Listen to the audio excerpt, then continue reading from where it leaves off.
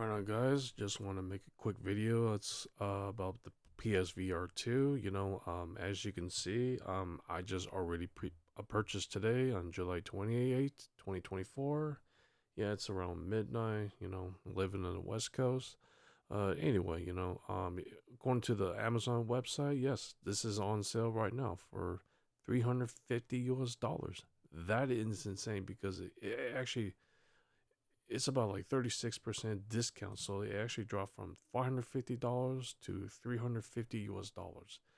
This is a really good deal for limited time, So I highly recommend you buy the PSVR 2 if you really want to get into a VR for both PS5 and the PC via the PC adapter, which is coming on August 7th, 2024, just for 60 US dollars. Yeah, so yeah, it's shipped and sold by Amazon. So yeah, it's free shipping. Um, yeah, I just can't wait to get into VR mode because I not only I just want to play on you know the PS5 titles, but I also want to play some couple Steam VR titles like Half-Life Alyx, Fallout VR, what else? Metro Awakening, etc. So yeah, I just can't wait to get my hands on the PSVR 2 for the first time.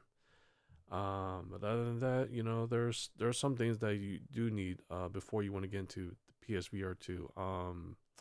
Let's see. I believe yes. Unfortunately, it does not come with DisplayPort 1.4 cable, which is sold separately. So yeah, recommend buy either a DisplayPort 1.4 or DisplayPort 2.1 cable. Otherwise, the adapters, isn't gonna work.